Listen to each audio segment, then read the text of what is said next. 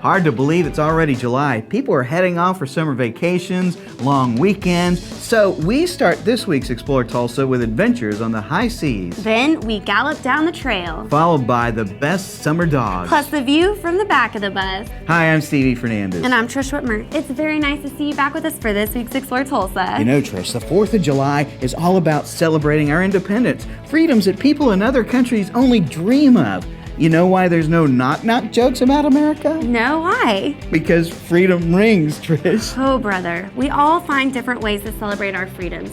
Stevie tells corny jokes, and Debbie Graham found her independence at the helm of a sailing vessel.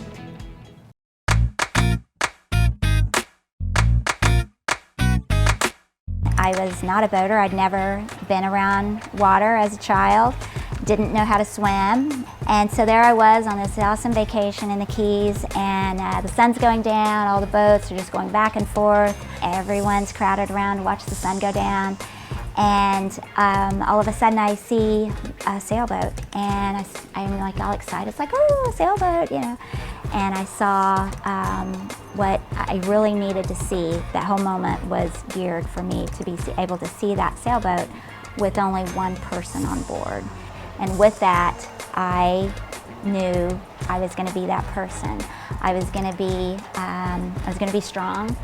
I was going to be independent. I was not going to be scared, and I was going to be free to just make my life whatever, let the wind carry me to wherever.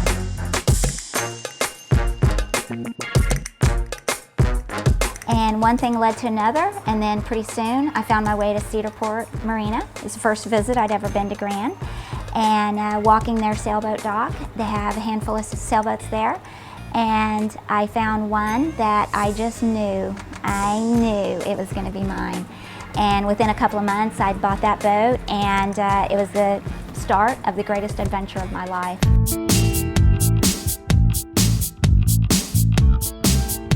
Little by little, one sail at a time, I'd sail around, I'd get myself back. And so I kicked around several good summers teaching myself how to sail, right out in that big playground just north of the dam there. And that's the same playground right now that I'm able to teach people how to sail. And it's just a great feeling to know that back in the day where I was just a 30-something-year-old trying to figure it out, and now I get to teach people all the time, and that's a wonderful, wonderful feeling. I've been sailing for 20+ years now, the majority right here on the lake. I've had the opportunity for big sailing adventures that all started right here at Grand Lake, and it is the very best place ever for a person to learn how to sail. And the reason is we always have wind.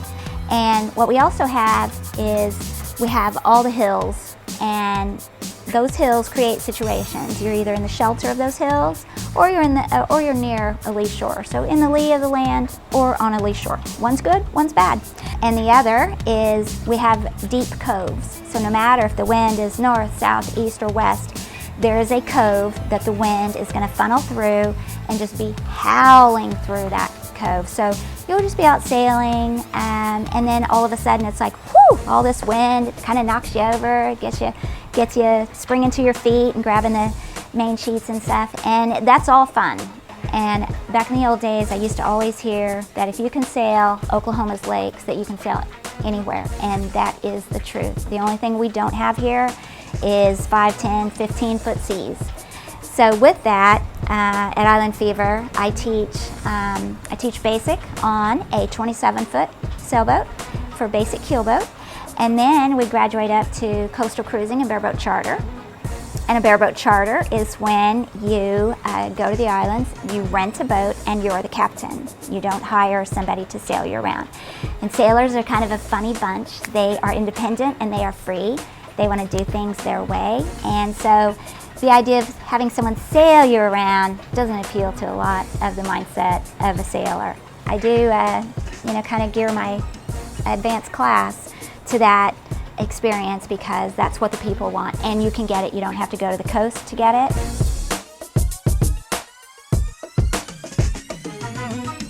Well, people usually really like my story that I was afraid of the water and not a good swimmer, but it actually puts people at ease, being that I'm just a girl. I don't have any crazy strength, but yet I'm able to sail my 34-foot, and chances are I could sail a bigger one by myself and get along just fine. And to me, that's a very empowering feeling. I think that people see that and I'm hoping they can see that if I can do it, anybody can do it. So what I feel now about sailing, with all my adventures, it has been such a huge part of my life. I cannot imagine my life without sailing. I cannot, it means that much to me. But the bigger thing is you learn a lot about yourself on a sailboat. You learn how to be yourself by yourself, and you learn that you're stronger than you think. Being out on that sailboat was so awesome, Trish. The sound of the water hitting the boat, the wind in your face, and Debbie is in full command of her vessel. Hard to believe that by day, she runs Great Links Beauty Salon in Tulsa. If you'd like a sailing lesson like Stevie got, visit islandfeversailing.com to learn more. Or also look for Debbie and other fun things to do at Grand Lake at rsu.tv for their show Living Grand on Grand Lake. Ooh, which brings us to another fun thing to do at Grand Lake, but it's not on the water. I just like that there's a place called Monkey Island. That's where you'll find the Royal Horse Ranch and Monkey Island Trail and hay rides. You said Monkey Island. Coming up next, we'll meet Nancy Summer and learn all about her ranch when Explore Tulsa continues. Stevie from Explore Tulsa with my friend and optometrist for many years, Dr. Robert Zellner. Tell everybody why it's so good to come in to see you. Well, that's a great question. Let's see, we've got two great locations. We try to stay cutting edge at every point along the way because let's face it, everybody wants to come in and get taken care of in a timely fashion and get the latest, greatest stuff and save some money and get on with their life. And see clearly. And if you don't believe it, look on the website. Absolutely, drzellner.com. You can find that we have our two locations at 69th and Memorial and 3030 South Harvard, or you can give us a call at 749-2020 or 461-2020. And I got 4 kids, and I gotta tell you, as a big family like that, it's affordable too. Oh yes, and of course, the number one reason, you save some money. I mean, with our 2-pair specials, with our different unique packages that we put together, I mean, you can come in here and your money can go a lot farther than anywhere else. And that's why with Dr. Robert Zellner and Associates, seeing is believing. Oh, I like that, Stevie. Well done.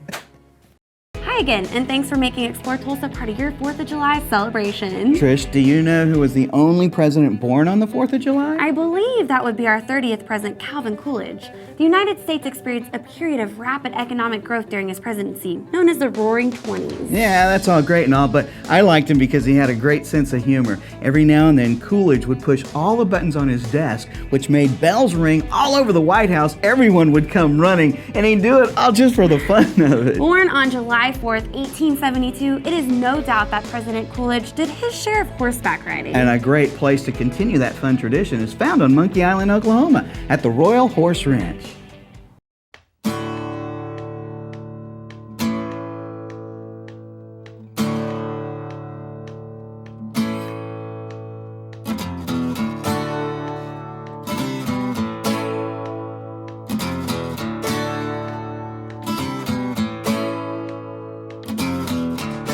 I rode as a little kid, and I rode through my life, but I never owned a horse until I turned 40. And then my husband decided to have a midlife crisis. We lived in downtown Chicago, and he thought it would be a good idea if we went and bought a horse ranch. I had relatives on Grand Lake, on Monkey Island, and what we did was found this piece of property 21 years ago, brought our horses from Chicago, and started Royal Horse Ranch.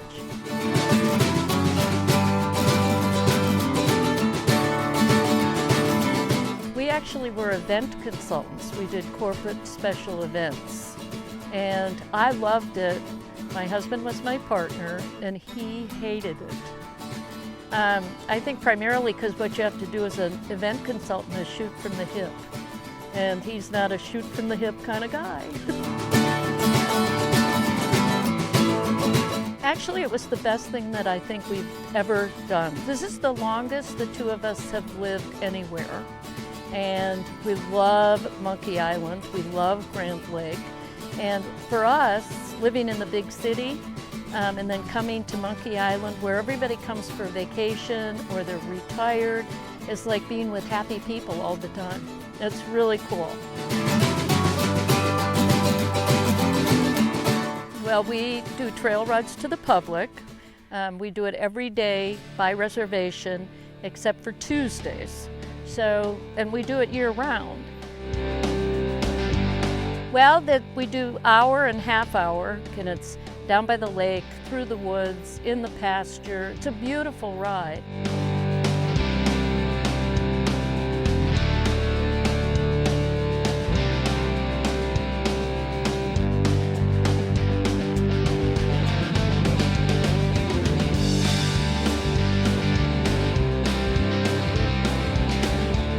And we own 40 horses, and then we board. We have about 55 horses on the property, so the others are boarders.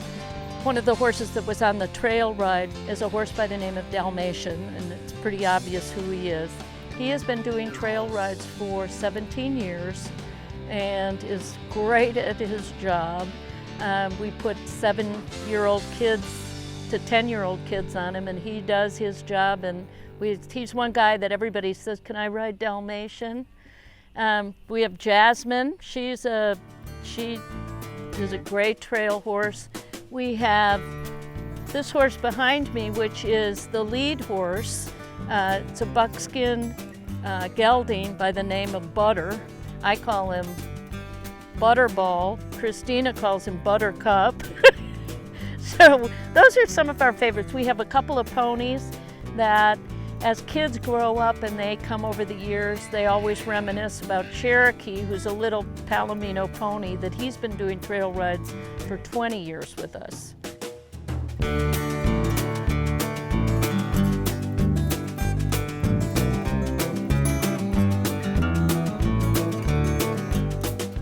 But we also do Grand Lake Horse Camp, which is a resident horse camp for kids. They actually come and live here for a week at a time, and we try to teach them as much as we can teach them. Then we also have Royal Horse Ranch, which is we board horses, we train horses, we have a breeding stallion, we have, I teach hunter jumper, we also do give Western lessons.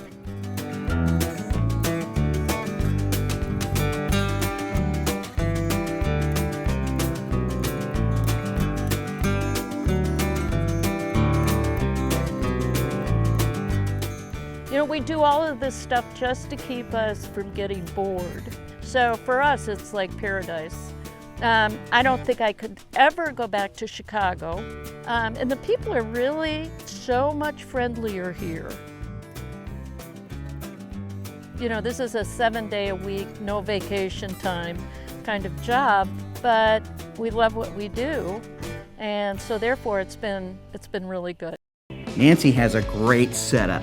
Everyone was having a wonderful time. Now that's the life, being a horse, getting all that attention, getting to go potty everywhere you like. To find out how you can get riding lessons, go on a trail ride together, or join a summer camp, visit grandlakehorses.net. Well, let's see. We've been out on the water. We've done some horseback riding. Now to celebrate the 4th, we need some good old-fashioned Coneys. Ooh, for Coney's, there's only been one location for the best since 1926. And they have a brand new home downtown. We'll hear the story behind the Coney Island and tell you where you can find their new location when we come back with more Explore Tulsa. Hello, I'm John Erling with Voices of Oklahoma. Our great state has been home to countless individuals whose place in history has been earned through each of their many accomplishments. Voices of Oklahoma's mission is to preserve their story in an oral history presentation like none other. Accounts direct from famous Oklahomans, political figures, and many others who have left their indelible mark on the development, history, and future of Oklahoma. So please, treat yourself by listening to those who are the voices of Oklahoma. Hot dogs, apple pie, and Explore Tulsa. It don't get more American than that. As long as the dogs are talking about our Coney Island Coneys. Absolutely. A Tulsa tradition since 1926. And from Voices of Oklahoma, John Erling is here to share with us how the story of Coney Island began.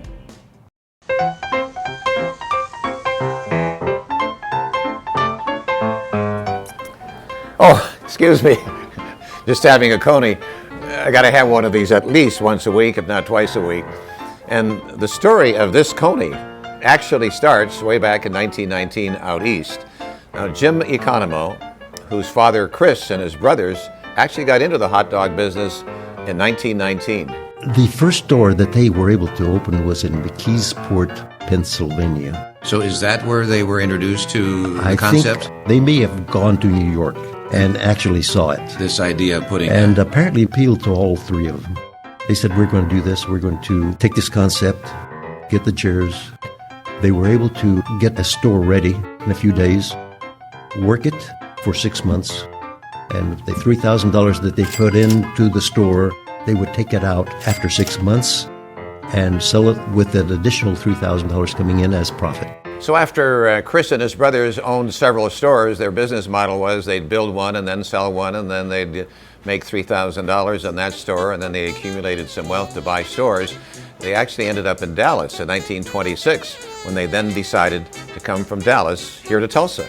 Well, they had opened 2 stores, I believe it was in Dallas, and they felt that it was time to sell.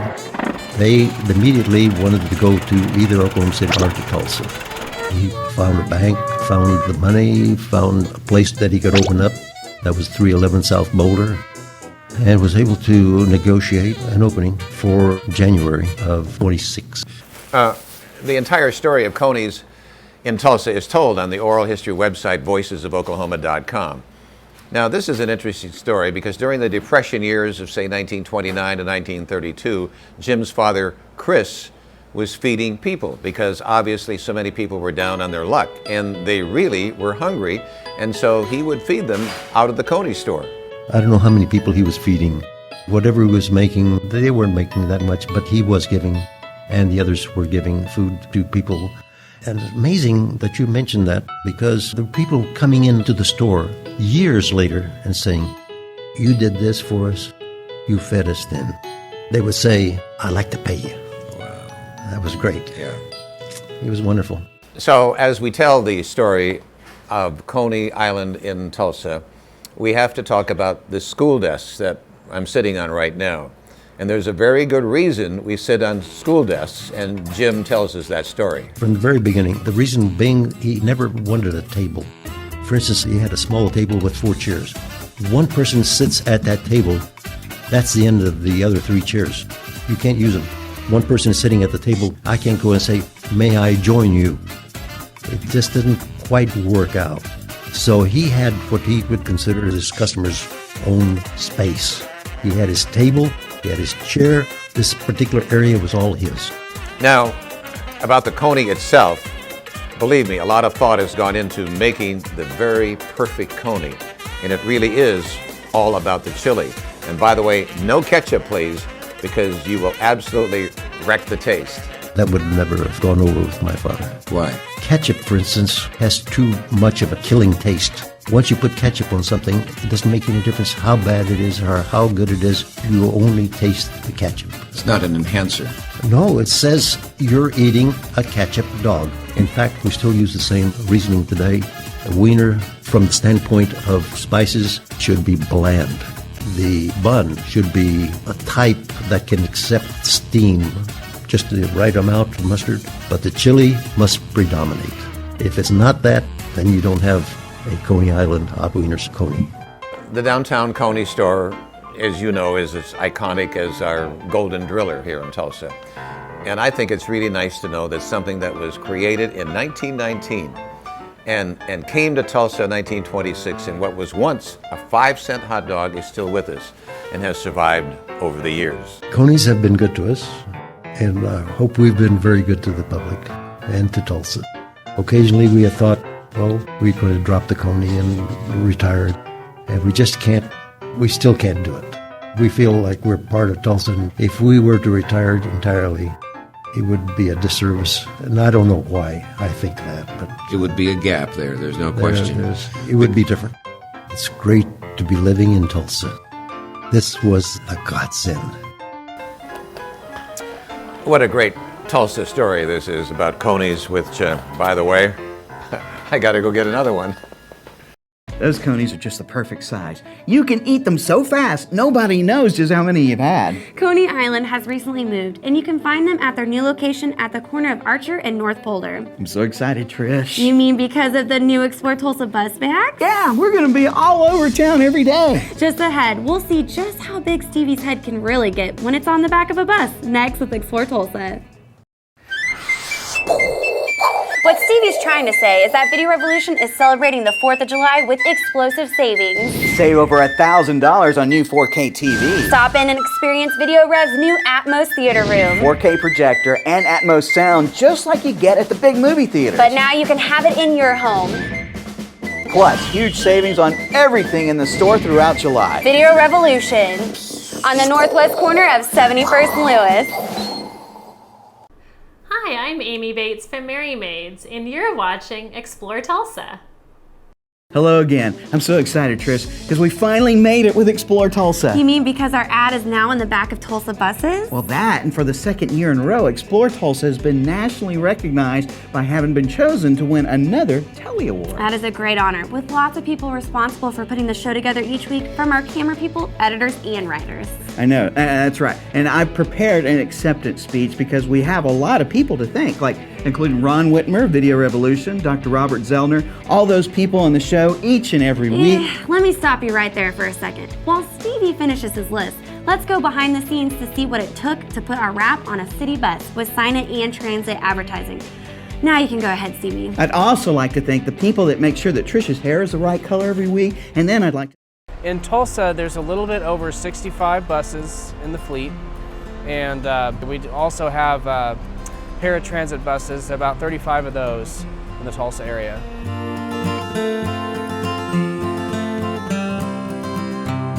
They actually, originally they painted the buses, the actual paint them, so they literally had to paint the buses and then peel them when they were done. It's definitely less time consuming. You know, we print it up at a different location, and then we just take it, install it strip by strip. 80% of the Tulsa traffic is driving on the streets that the buses are targeting, so you're getting a larger amount of local presence. Billboards are very good for the high impact and for large format, but one of the things that makes a transit medium strong, or a couple things, are that a transit medium is going to be within a few feet of a person, so it's almost like, you know, putting something like within a few feet of somebody. There's just there's more impact that's involved. Plus the moving aspect, there's a greater saliency rate whenever you have a moving ad as opposed to a stationary ad. We have found a lot of people remember the buses over billboards than when we talk to them. Yeah, we go by Traffic Audit Bureau reports. Primarily, there's different sides they've estimated different numbers for. The street side, which would be like a full side right there, somewhere between 25 to 30,000 impressions a day on that side of the bus. On the full back, somewhere between 16 and 20,000 impressions a day. And then on the curbside, it's about 25 as well. Well, it's a great impact. I know that a lot of people say they see it. A lot of people, it's very high impact because of the moving factor.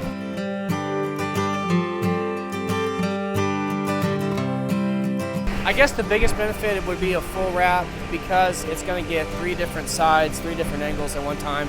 A full wrap gets about 50 to 75,000 impressions per day, just because it covers different angles of the street. So that's probably the greatest benefit. Other than that, a couple things that people like about the fullback ad is that people have a little bit more time to see a fullback ad if they are driving up close to the vehicle. If you're moving and you're behind somebody, it's easier to see an up-close ad for the fullback. Now, street sides are also very good, just depending on the angle of traffic. If you're at an intersection and you're stopped and the bus is driving by, it's going to be a very good, within a few 50 feet or so.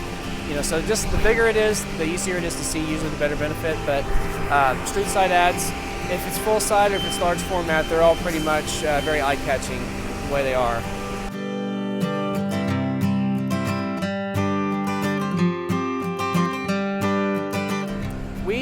We do some artwork contests through Acrobat Ant, and they have a very interesting full wrap at the moment. We've done the Woody Guthrie bust. I don't know if you've ever seen that one, but that one was an art contest they won last year, and they did that at full wrap, and it was featured in the Tulsa World. Just very eye-catching, very colorful. There may be, in the future of Transit Advertising Inc., we may have LED panels for buses, and there may be some changes and things like that, which I know would be a great feature for people that are looking for specific things that we can do with that. We really take pride in our work. We've been doing this for about 25 years. We work with a lot of people for several years, and just there's people that swear by it. We've got lots of different mediums that, I mean, really pound for pound, it is the lowest cost, most effective medium that you can get outdoor. And I say that really, really confidently. Plus, I want to thank my family and I guess Trish too. She had a little to do with our success. Oh, thanks so much for that, Stevie. If you'd like to know more about bus wraps for your business, visit tulsatransit.org. Scroll down to the bottom and click Transit Advertising. I'm thinking about getting a Trish wrap for the hood of my car. No, you're not. Stick around. There's more Explore Tulsa just ahead.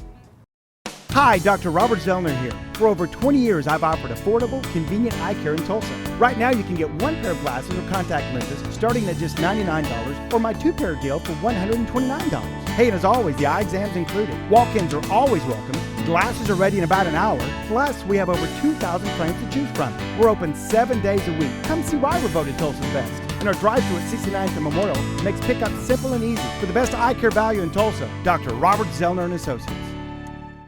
Be sure and join us next week when we take it to the track at the all-new Extreme Racing Entertainment Center in Broken Arrow. Special thanks to Captain Debbie Graham for taking us out for a lesson on sailing at Grand Lake. Thanks too to Nancy Summer for showing us the Royal Horse Ranch on Monkey Island. And to John Erling for sharing his Voices of Oklahoma story on the original Coney Island. And to Vince Barton for showing us how easy it is to have your company advertising with a Tulsa Transit bus wrap. Remember, if you miss any of the show, you can always catch us at exploretulsa.com. As always, each week we feature the people, places, and attractions that make us proud to call Tulsa our home. And hey, don't forget to like us on Facebook. Share with us someone you think Tulsa should know more about. Plus, remember, Explore Tulsa is brought to you by Video Revolution, located on the northwest corner of 71st Lewis. Stop by, say hello to Ron and all the guys for your home entertainment needs. And Explore Tulsa is also proudly brought to you by Dr. Robert Zollner and Associates. Home of the two-pair for $129 deal with 2 locations, 3030 South Harvard and 69th and Memorial. Well, that's all the time we have for you on this week's show, but we'll see you next week right here on Explore Tulsa.